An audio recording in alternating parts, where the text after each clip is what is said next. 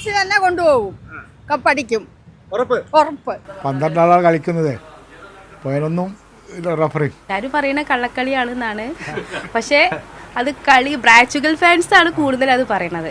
France ആരാധകനല്ലേ? അല്ലല്ല, Brazil ആരാധകൻ. ബ്രസീൽ പോയില്ലേ, പിന്നെ ഫ്രാൻസ്. മെസ്സിയുടെ അർജന്റീന, എംബാപ്പയുടെ ഫ്രാൻസ്, ഹാരി കെയ്ൻ്റെ ഇംഗ്ലണ്ട്, യമാലിൻ്റെ സ്പെയിൻ.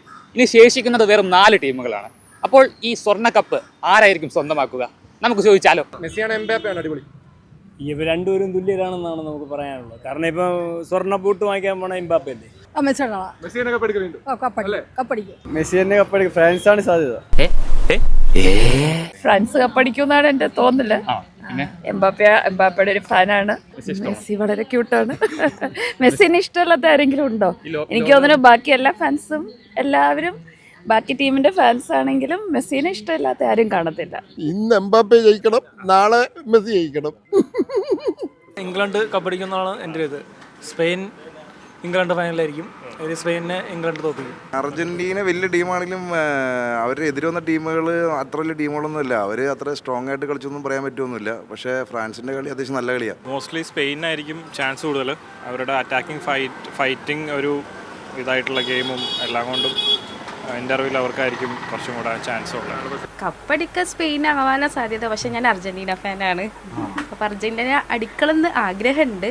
പക്ഷെ എല്ലാവരും പറയുന്ന കള്ളക്കളിയാണെന്നാണ്, പക്ഷേ അത് കളി ബ്രാച്ചുഗൽ ഫാൻസ് ആണ് കൂടുതൽ അത് പറയണത്. ഫ്രാൻസ് അടിക്കും, ഒരു സംശയമില്ല. കാരണം അർജന്റീന ഇതുവരെ നല്ലൊരു ടീമിനായിട്ട് മുട്ടിയിട്ടില്ല. ഒക്കെ ഒരു 25ന്റെ റാങ്കിന്റെ താഴെയുള്ള ടീമിനായിട്ട് മുട്ടിയിട്ടുള്ളൂ. എന്തായാലും ഫ്രാൻസ് അടിക്കും. ഫ്രാൻസിന്റെ സ്ട്രൈക്കർമാർ 3 ആളും നല്ല ഫോമിലാണ്.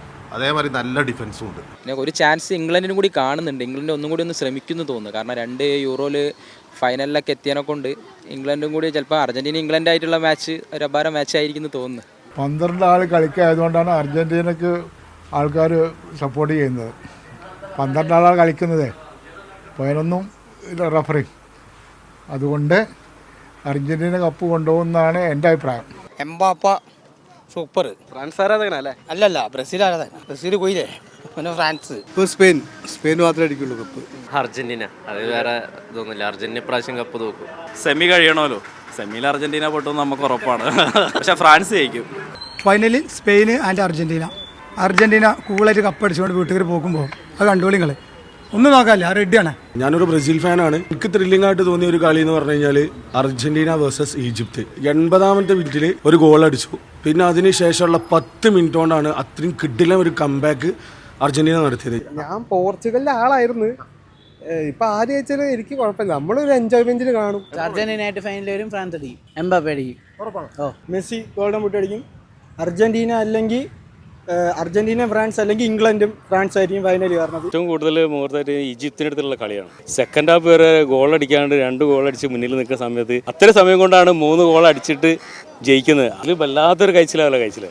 നോർവേയും ബ്രസീലും കളിച്ച കളി അതാണ് മറക്കാൻ പറ്റാത്തത്. നമ്മുടെ ടീം പുറത്തായ കളിയാണ്. അപ്പം അതെന്തായാലും മറക്കൂലല്ലോ. ഹൃദയത്തിനേറ്റൊരു മുറിവാണ് അത്. അതൊണങ്ങൂല. ഇനി 4 കൊല്ലം കഴിയാതെ സമാധാനമാണെങ്കിൽ. ഇംഗ്ലണ്ട് ഇപ്രാവശ്യം കപ്പടിക്കും എന്നുള്ളൊരു തോന്നലുണ്ട്. കാരണം നല്ല സ്പീഡ് അറ്റാക്കാണ്, നല്ല കളിയാണ്. ഇതുവരെയുള്ള കളികളൊക്കെ കണ്ടിട്ട് ഒരു പുതിയ ടീം ഇപ്രാവശ്യം കപ്പെടുക്കണം എന്നുള്ളൊരു ആഗ്രഹമുണ്ട്. അർജന്റീന. നോർവേനെ എന്ത് പേടിയാ, നോർവേ പോയപ്പോൾ പിന്നെ കുഴപ്പമില്ല.